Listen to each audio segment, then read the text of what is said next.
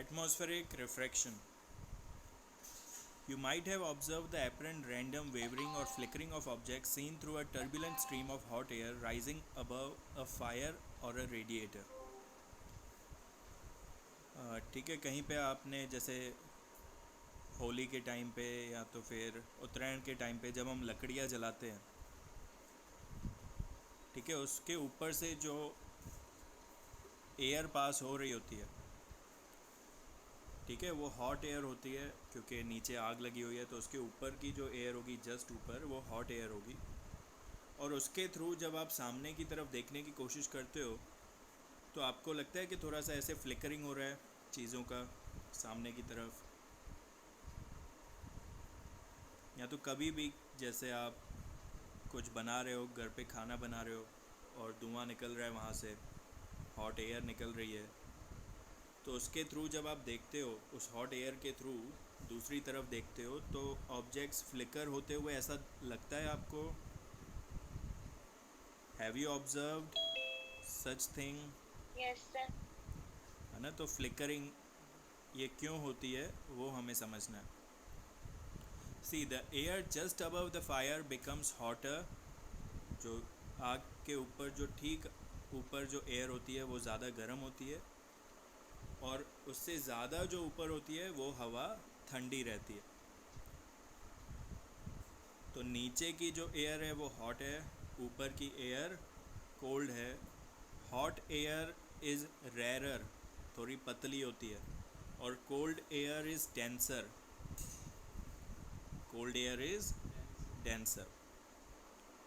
तो जब आप उसके थ्रू देखते हो तो रेयरर और डेंसर की वजह से थोड़ा सा ये एंगल रिफ्रैक्शन आता है उसमें।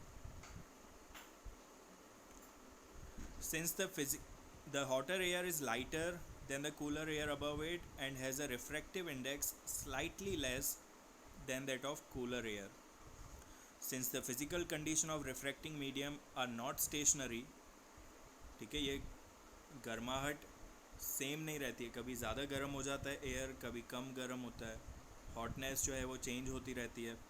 इसकी वजह से ऑब्जेक्ट का जो रिफ्रैक्शन है वो भी थोड़ा बहुत चेंज होता है, तो हमें ऐसा लगता है कि ऑब्जेक्ट फ्लिकर कर रहा है।